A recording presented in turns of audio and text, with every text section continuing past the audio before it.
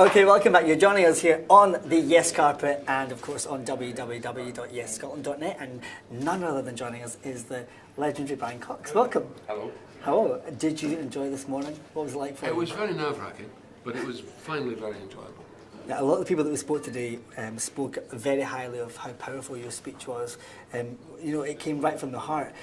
Scottish nationalism and Scottish independence is obviously something very close to your heart. Scottish independence, Scottish nationalism is something different.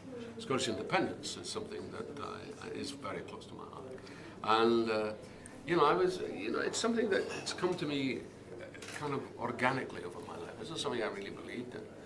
But having lived abroad, having lived outside these islands, having lived back in these islands, back here in Scotland, I just realised, and I looked around at what's happening in the world generally, and I think that this is time that Scotland asserted itself. This is time that Scotland, it's long overdue, was independent.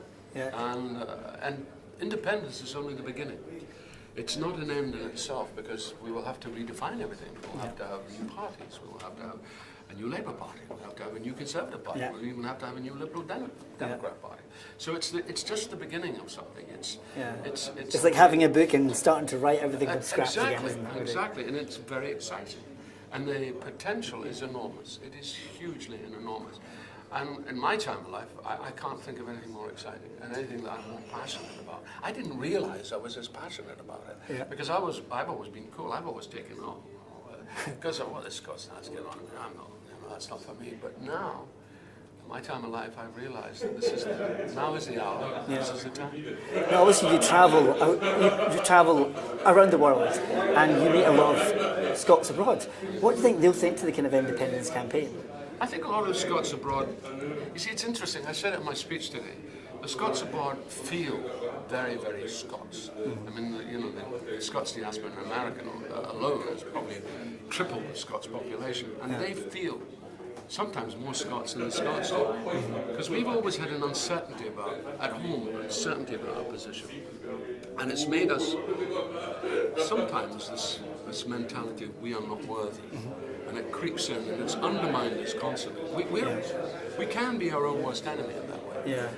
Now, I think we've got a lot to be proud of because we've done a lot. We should acknowledge our history and say now is the time. And it is about that pride. And it really is about that pride, and it's not a false pride. No. It's not a kind of spurious nostalgia or romance. It's real. It's very, very real. And I think we're grateful, and I do acknowledge Alex Salmon and the Scottish National Party for actually, putting on the agenda. Now, you work a lot with the arts and the creative world as well.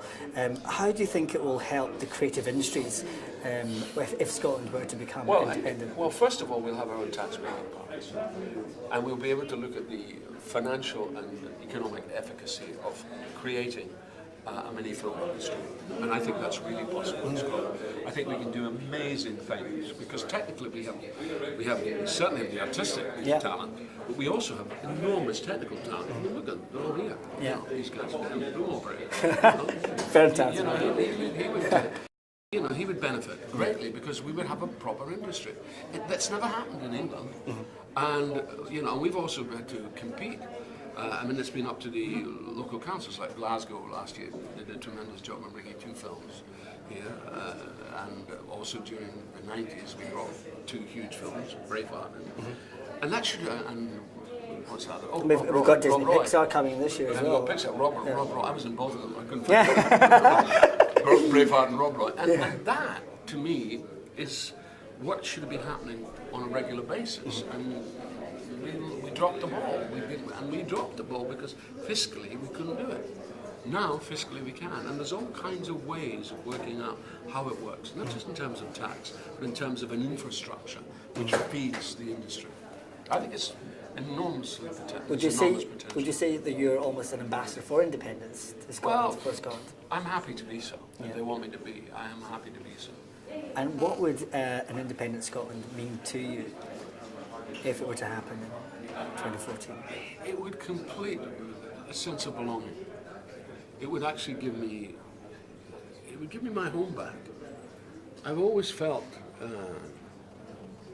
quite deeply, I've always felt that I'm a wanderer, and I think this is very much part of the Scottish condition. Yeah. And you look at people like Andrew Carnegie, David Livingstone, Robert Louis Stevenson, John Logie Baird, the sort of, not only them, but the people who are not known, who kind of wandered away from Scotland because of where they were here, not being quite part of something. Yeah.